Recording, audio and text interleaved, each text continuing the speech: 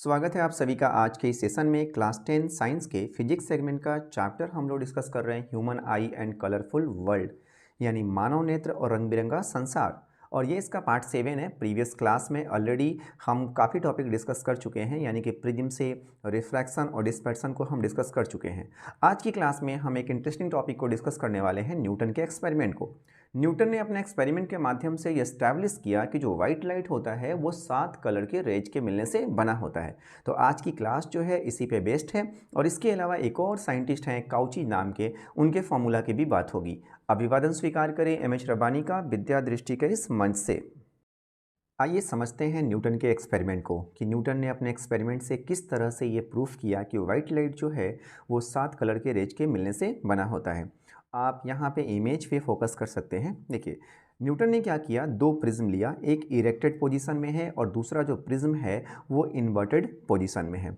जो हमारा first prism है, इस फर्स्ट प्रिज्म से वाइट लाइट जो है वो एंटर कर रहा है। तो एंटर करने के बाद आप यहाँ पे एक इफेक्ट देख रहे हैं और ये क्या है, डिस्पर्सन है।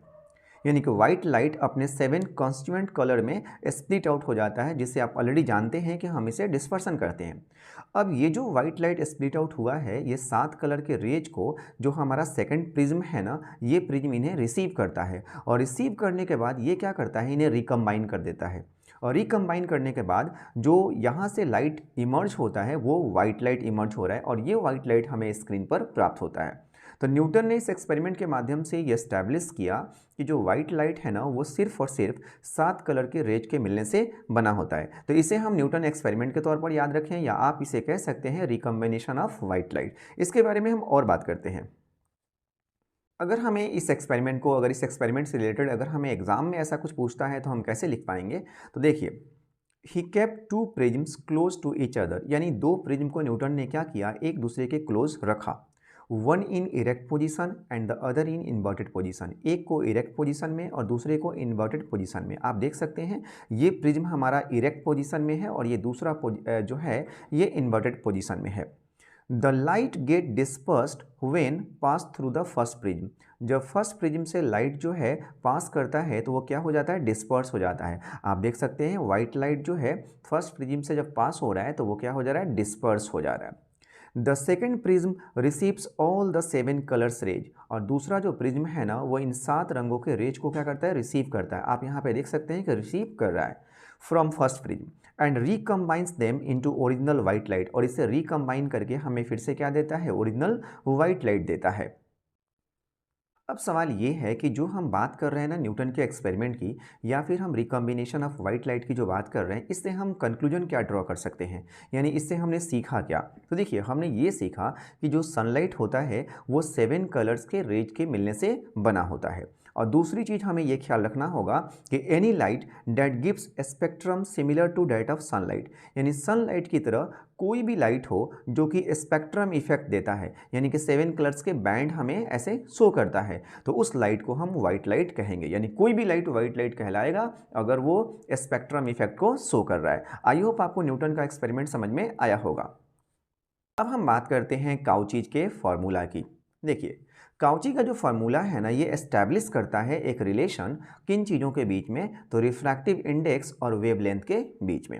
अब फार्मूला क्या कहता है, तो फार्मूला है mu is equal to A plus B by lambda का स्क्वायर। अब यहाँ पे जो म्यू है ना ये रिफ्रैक्टिव इंडेक्स को शो करता है, और ए प्लस बी जो है यानी ए और बी जो है ये काउची के कांस्टेंट है। चूंकि ये काउची का कांस्टेंट है ए प्लस बी, तो इसके जगह पे हमने 1 रिप्लेस कर दिया और इस तरह से हमारा फार्मूला बनता है mu is equal to 1 plus 1 upon lambda square. ठीक है, म्यू क्या है, रिफ्रैक्टिव इंडेक्स है, और लेमडा क्या है, वेवलेंथ है। यानी यहाँ पे क्लियरली हमें दिख रहा है कि जो रिफ्रैक्टिव इंडेक्स है ना म्यू, इसका वेवलेंथ से कैसा रिलेशन है, अपोजिट रिलेशन है। यानी कि जितना ज़्यादा वेवलेंथ होगा उतना ही कम रिफ्रैक्शन होगा। ठीक है, दूसरा जो यहाँ से हम रिलेशन देख सकते हैं, delta M is directly proportional to mu, ये क्रॉस नहीं है, डायरेक्टली प्रोपोर्शनल है। यानी डेल्टा एम का मतलब क्या होता है, डेल्टा एम का मतलब है एंगल ऑफ डेविएशन। यानी एंगल ऑफ डेविएशन का रिफ्रैक्टिव इंडेक्स से क्या संबंध है, सीधा संबंध है। इसका मतलब है कि अगर एंगल ऑफ डेविएशन ज़्यादा है तो रिफ्रैक्टिव इंडेक्स ज़्यादा है। आप इसे इस तरह से भी कह सकते हैं कि अगर रिफ्रैक्टिव इंडेक्स ज़्यादा है तो एंगल ऑफ डेविएशन भी क्या होगा, ज़्यादा होगा। अब सवाल ये है कि अभी हमने न्यूटन के एक्सपेरिमेंट को समझा और अभी हमने काउची के फॉर्मूला को देखा।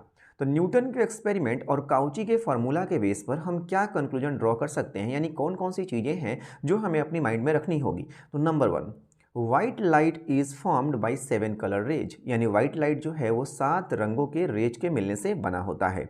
नंबर 2, हमें ये ख्याल रखना होगा कि वाइट लाइट जो है जब वो स्प्लिट आउट होता है यानी डिस्पर्स होता है और हमें एक स्पेक्ट्रम मिलता है विबग्योर के फॉर्म में, तो आप यहाँ पे नोटिस कीजिए इस स्पेक्ट्रम में सबसे ऊपर कौन सा कलर है, रेड कलर है। इसका मतलब है कि रेड का रिफ्रैक्शन जो है सबसे कम हुआ है। और सबसे नीचे कौन सा कलर है, वायलेट है। इसका मतलब है कि वायलेट का रिफ्रैक्शन सबसे ज़्यादा हुआ है। अब आप ध्यान दीजिएगा, रेड का रिफ्रैक्शन सबसे कम क्यों हुआ, क्योंकि हमें पता है कि रेड का वेवलेंथ क्या होता है, सबसे ज़्यादा होता है। और वेवलेंथ का और रिफ्रैक्टिव इंडेक्स का कैसा रिलेशन होता है, उल्टा। यही बात तो अभी हमने देखा, जो कि काउची ने हमें ये बताया कि रिफ्रैक्टिव इंडेक्स और वेवलेंथ का अपोजिट रिलेशन है। यानी जितना ज़्यादा वेवलेंथ होगा उतना ही कम रिफ्रैक्टिव इंडेक्स होगा। और रिफ्रैक्टिव इंडेक्स कम होने का मतलब है डेल्टा एम का कम होना। डेल्टा एम यानी कि एंगल ऑफ डेविएशन का कम होना। इसका मतलब है कि रेड कलर के जो रेज होंगे वो लिस्ट डेविएट होंगे, यानी सबसे कम डेविएट होंगे। आप इसी तरह वायलेट को भी इंटरप्रेट कर सकते हैं। वायलेट कलर के रेज का जो वेवलेंथ होता है वो सबसे कम होता है। तो वेवलेंथ कम है तो रिफ्रैक्टिव इंडेक्स क्या होगा, ज़्यादा होगा। और रिफ्रैक्टिव इंडेक्स ज़्यादा होने का मतलब है डेल्टा एम का ज़्यादा होना, यानी एंगल ऑफ डेविएशन का ज़्यादा होना। तो ये मैक्सिमम क्या होगा, डेविएट करेगा।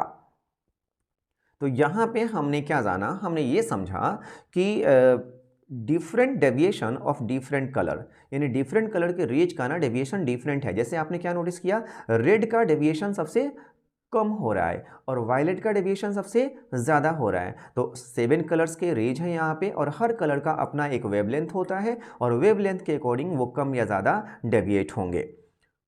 नेक्स्ट जो चीज़ आपको ख्याल रखनी है वो है इंक्रीजिंग ऑर्डर ऑफ वेवलेंथ।